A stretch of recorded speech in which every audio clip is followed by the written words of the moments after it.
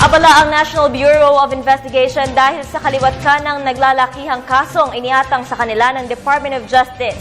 Bilang pangunahing ahensya na inatasang magsagawa ng masusing investigasyon kaugnay ng mga celebrity cases, tiniyak ng pamunuan ng NBI na pipilitin nilang maresolba sa lalong madaling panahon ang mga kaso. Para sa detalye, balitaan mo kami Noel Perfecto.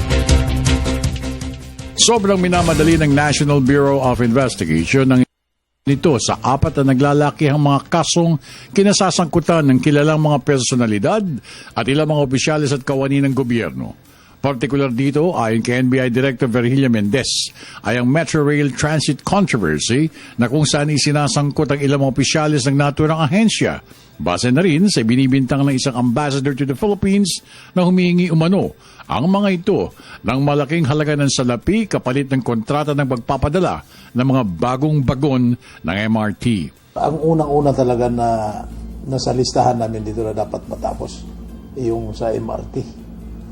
We have, I think, we are supposed to submit this even before the whole week, but merong mga supervening events that prevented us to terminate this case. But I'm sure that it won't take long.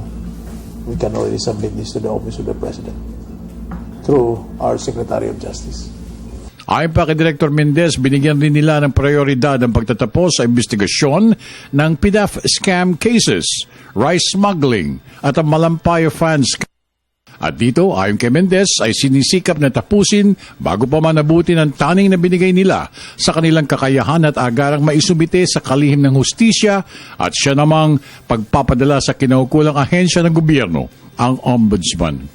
Isa rin sa kanilang pinagkukulan ng pansin ng illegal mining activities sa buong bansa na sobrang nagpapahirap sa mga coastal towns sa kanayunan. Our focus is more on the termination of the FIDAP investigation.